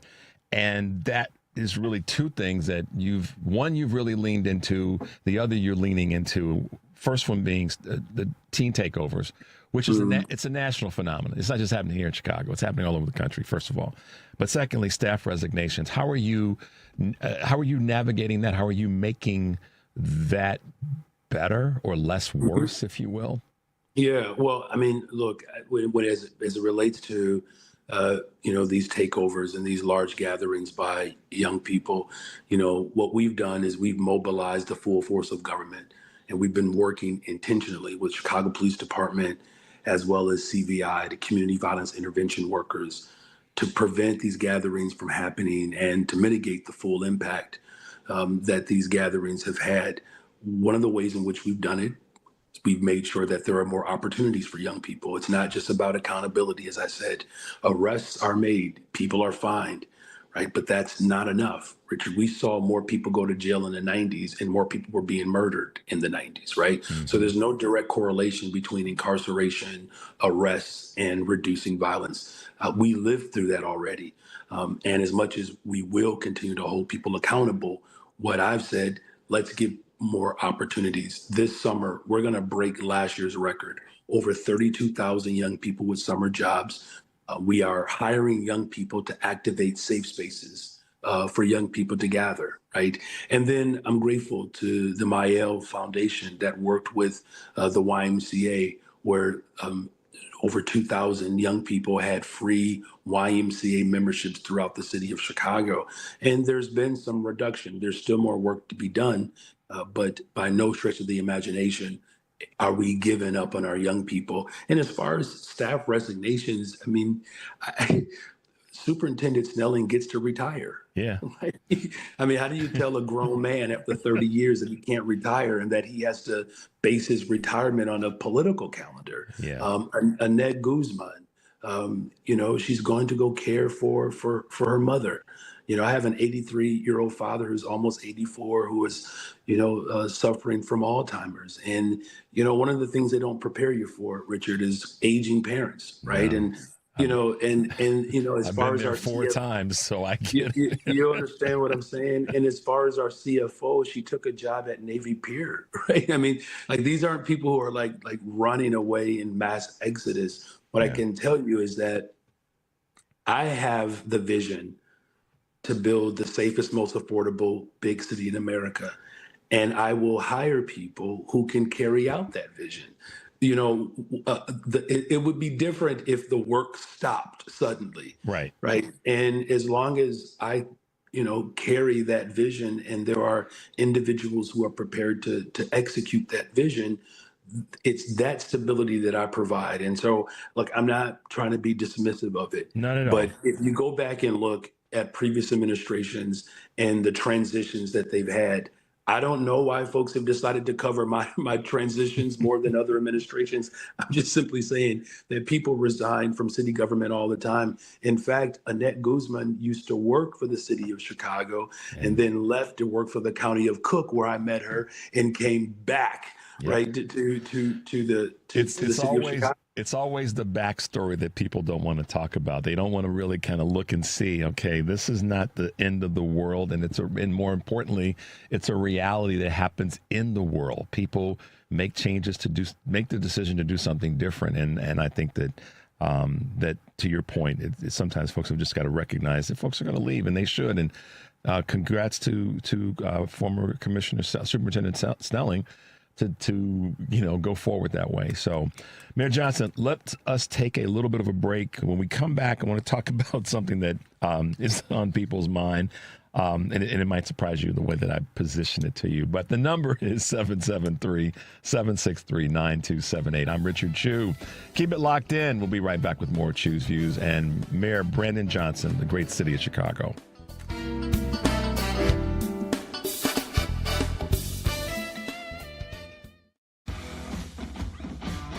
When you've got real work to do, Metal Supermarkets will help you get it done fast. We've got a huge variety of metals in stock, and we cut to size fast. Bottom line, we get it done fast, so you get it done fast. Doesn't get easier than that. Metal Supermarkets, the convenience stores for metal. Find a store or buy online at metalsupermarkets.com. The Ben Joravsky Show. Fred O'Reilly, when he was, I think he was his rookie alderman, voted for Mayor Daley's parking meter deal, which is one of the most egregious deals in the history of Chicago politics, definitely in this century. It is the equivalent of the Bears drafting Mitch Trubisky over Patrick Mahomes. There's something that football fans can alert to. The Ben Joravsky Show, Saturdays at 5 p.m. on WCPT. Chicago's Progressive Talk, WCPT 820, where facts matter.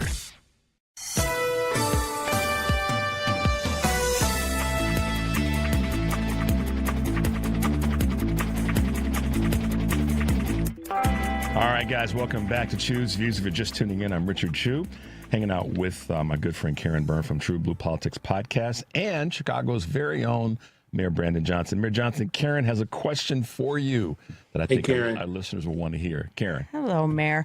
Listen, now, Richard was addressing the elephant in the room, but I want to address the big orange stanky elephant in the room. And I would like to know, how is it, and, why isn't it ever, presented when we're talking about budget challenges and where the money is coming from? Clearly, the big orange, fat, stanky elephant in the room has been announcing that he is going to punish his political opponents or, critics. So how are you navigating that withholding of federal dollars and trying to figure out how we pay for things? Yeah, well, thank you for holding back a little bit there on how you really feel, Karen. Okay. I know this is a morning PG-13 show. Look, it has been tough for governments around the country, especially blue cities and blue states. You're absolutely right, Karen. The president has made it clear that he is going to take his animus and his animus out on working people. Never in a million years that I would have imagined that I would have to defend our city against federal attacks. One of the things that we did do was we passed the first of its kind, the social media amusement responsibility tax. It's a tax on big tech companies that's going to generate millions of dollars that's going to go directly towards mental and behavioral health care. We've actually earmarked it because I believe it's important that taxpayers know exactly where their dollars are going. And as we look to expand mental and behavioral health care, I don't want a situation where, like what we're experiencing now, that public mental health is at the whims of a tyrant.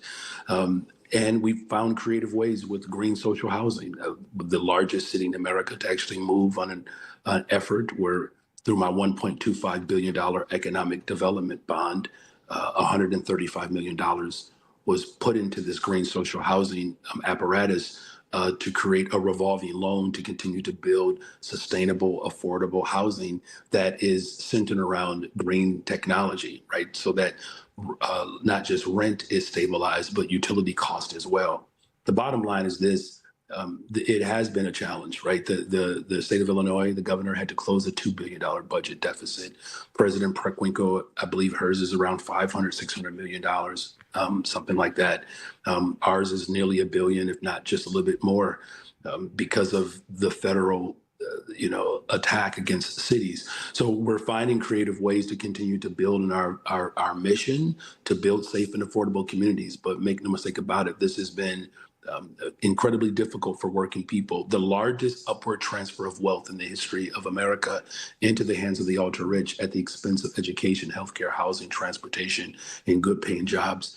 And we're going to continue to fight. I'm going to use every tool available to me to protect working people. And that's why I'm counting on Springfield to do their part at this moment, calling for a millionaire's tax so that we can fund these critical services. And that leads to me to, thanks, Karen, that leads to me to this question regarding Springfield, Mayor Johnson, the $150 million CPS funding ask and Springfield's, hopeful partnership in that. Walk us through how you are dealing with and navigating that one.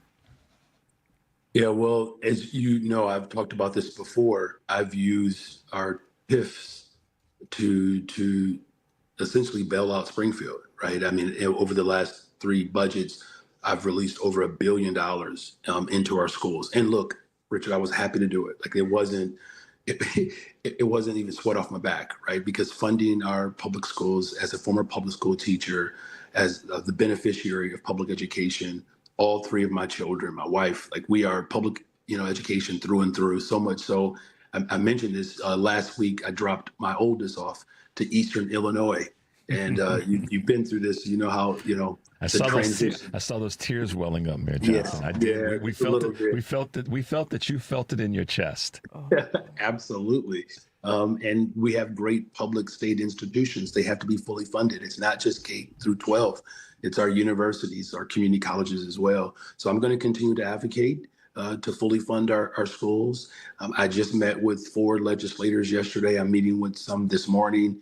I had a meeting with the speaker. I have a meeting with the Senate president. We're having these conversations earlier and far more often. And look, New York funds their public schools. The state does at around 45%. Same thing with Pennsylvania. Los Angeles and San Francisco. The state of California funds those school districts at about 70%. The state of Illinois funds our school districts at 25%. Look, though we have certainly improved, but we should not be doing the bare minimum, particularly at a time in which, as you said earlier at the top of this conversation, is that people are not feeling it. And they're not feeling it because we're not doing enough to make sure that maximum impact is being received. But the people of Chicago have an advocate and an organizer and a leader who is prepared to continue to work with Springfield to ensure that the ultra-rich pay their fair share in taxes and that our public institutions are fully funded. And I think that more people, from what I'm hearing, this is, if we go back 2 years, if we go back a year, or if we go back the 3 years that you've been in office, people were skeptical in some ways.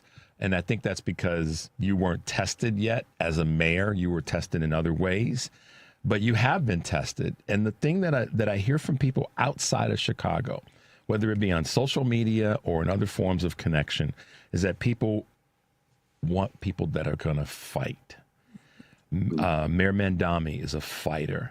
Mayor Brandon Scott in Baltimore, he's a fighter. Senate candidate in Michigan, Dr. Syed, he's a fighter. And the other side that hasn't been used to fighters, they're not used to that. They're not used to a mayor standing in front of a press conference and pushing back real time. And that has got a lot of people kind of off their square. And you keep coming back to kind of sadistically fight for more. So, I think you are answering the bell, and that skepticism in some corners is still there, but in others it's going down because as you said, the polls matter, but what matters is delivering on the goods. Yeah, that is what matters the most. And I want to give a shout out to Justin Pearson. Oh yeah, thank down you. Yes. in Memphis. Yeah, that just happened just like a few hours ago, or Yes. just late last night. Is another good example of a fighter. Someone who is removed from his state representative seat, fought to get it back. The redistricting down there in a Democratic district that was a strong Democratic district, with the Memphis being a big portion of that congressional district. The Republicans split it up, and he ran against the establishment there, and he's been a fighter, 31 years old. And yes, Al Saeed, these are great examples around the country of how women and people of color are standing up in this moment.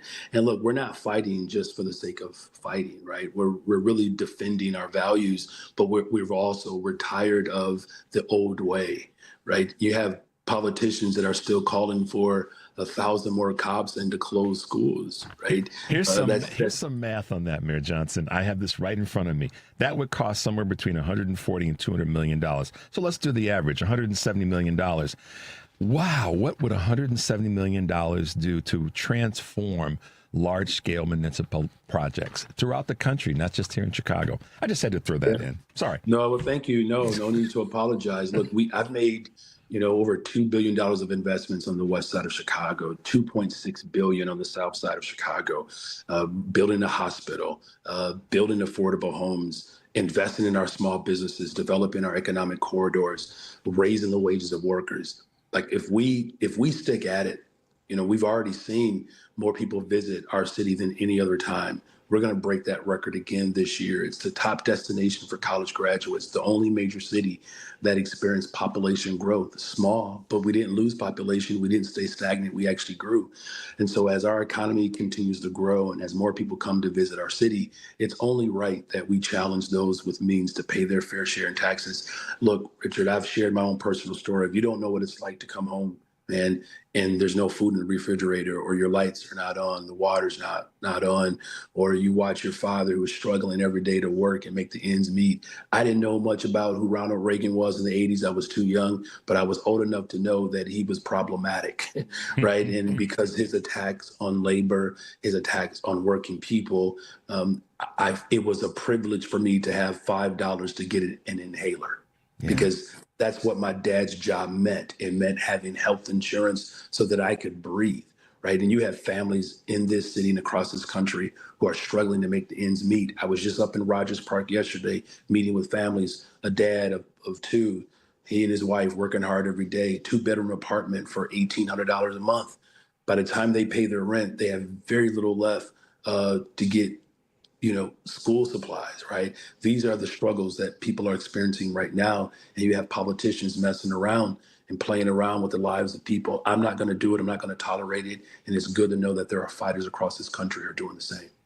Without doubt, Mayor Johnson, thanks for being with us this morning. As always, it's great to chat with you and to talk about the good, the bad, and the ugly. And we appreciate you taking some time out this morning. We will have you back again soon, and we wish you a good, great weekend and all the rest, okay? Very well. Thank you very much. Look forward to coming back. All right. Talk to you soon. Bye-bye. Bye-bye. I love him. I really do. Yeah. Listen, I'm going to favor any leader that's doing what he or she That's can right. do to make things happen. He understands it. I mean, just talking about that family, and, after they pay their rent, they barely, you're scrambling to figure. I know what that was like in my 20s. It was like I was, living paycheck to paycheck. And it was, I remember that. That is a very real feeling for so many people. And when you have a family, it's even more stressful. When he talked about the hiring the 1,000 police officers, that's from someone that's announced their candidacy. I'm not going to drop any names today because I'm working hard to not do that to the show. But I did the math on that real quickly because I heard that and I was like, that's insane. Mm-hmm. That would cost the city $175 million. Better place that money toward programs that are going to help everybody's that are going to serve the people, truly serve the people. Yeah. We got to get out of here, Karen, but thanks for hanging out this morning. Listen, check out our podcast, please. On Sunday, it drops for our Patreons, and then on Monday for everybody else. But we were able to interview, thanks to you, Richard, Ashley Bell, one of my family members, North Carolina 10. And it was an amazing conversation. I really love her. I'm excited for her. Fantastic. Good stuff. All right, guys, thanks for being with us all week. We got to get out of here. Stay tuned for the Stephanie Miller Show. Take a deep breath and make your life count. We'll see you next week.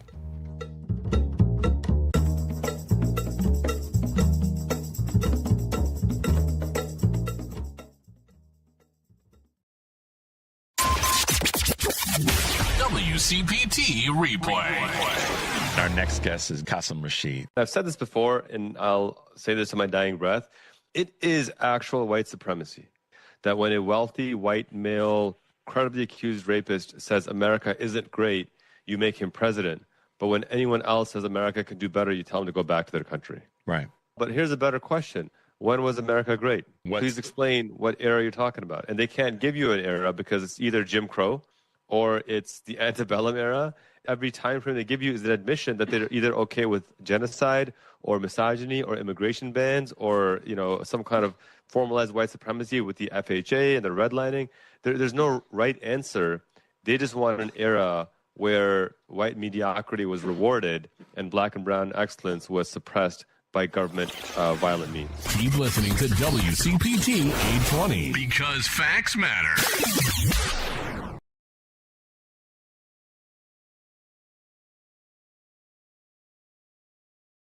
Sponsored by Progressive Insurance. Protect your family, your phone, and your furry friends with life, electronic device, and pet insurance. Bundle at progressive.com. AP News, I'm Marcela Sanchez. U.S. employers unexpectedly cut 23,000 jobs last month, but the Labor Department reported that the unemployment rate dipped to 4.1% as Americans left the job market. The AP's Lisa Dwyer reports on a Republican senator's opposition to Todd Blanche's nomination. Republican Senator Lisa Murkowski says she will oppose Todd Blanche's nomination as Attorney General. The Alaska senator says in a statement that she's concerned President Donald Trump's administration could proceed with its proposed fund to compensate January 6th rioters, even though Blanche has pledged to shelve the idea. Murkowski says the Senate has leverage over the fund that Trump wants only because Blanche's nomination is pending. Murkowski says that leverage would be gone if Blanche is confirmed. Republicans hold a 53 to 47 Senate majority, but Senator Mitch McConnell of Kentucky is currently not attending Senate sessions, giving the GOP little room to lose senators and still confirm the president's pick. I'm Lisa Dwyer. A federal judge in Texas has struck down a law dating back to the 1930s that imposed regulations on firearm suppressors and guns that are considered the most dangerous. The ruling could allow gun owners to purchase firearm suppressors, known as silencers, as well as short-barreled rifles, short-barreled shotguns, and other certain firearms without registration. It would also remove a layer of background checks. The decision comes more than a year after President Trump signed a bill eliminating taxes on those items. World shares were mixed today after a modest retreat on Wall Street, while the price of crude oil edged lower. Sydney Toll, a social media content creator who chronicled her life with a rare form of cancer, has died. According to her family, she was 26. This is AP News.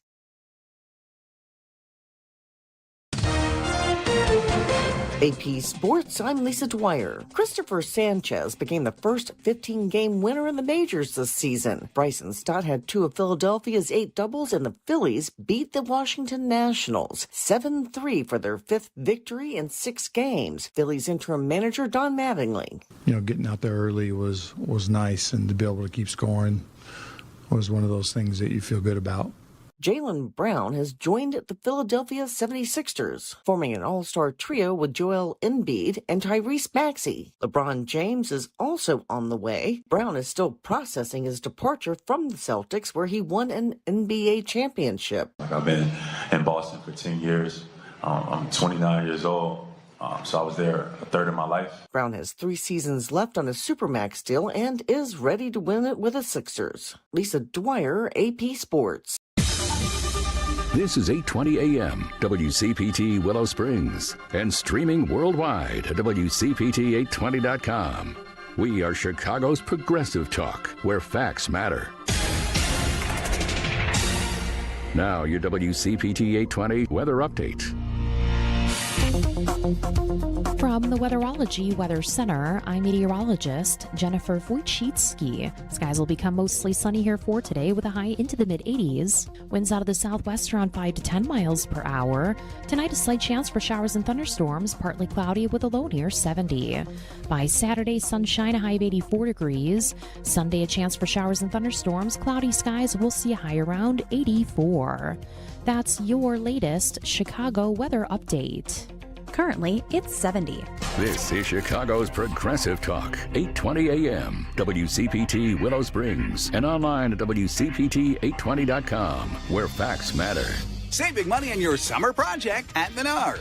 Transform your garage with rock-solid floor coatings. Complete your project with a showroom-quality finish in one weekend. A one-car kit covers up to 250 square feet. Get everything you need to complete your project with rock-solid floor coatings. Our knowledgeable team is ready to help bring your dreams to life, 1 gallon at a time. Plus, check out our weekly flyer on Menards.com for all the great deals happening now. Save big money at Menards. It's 4 a.m.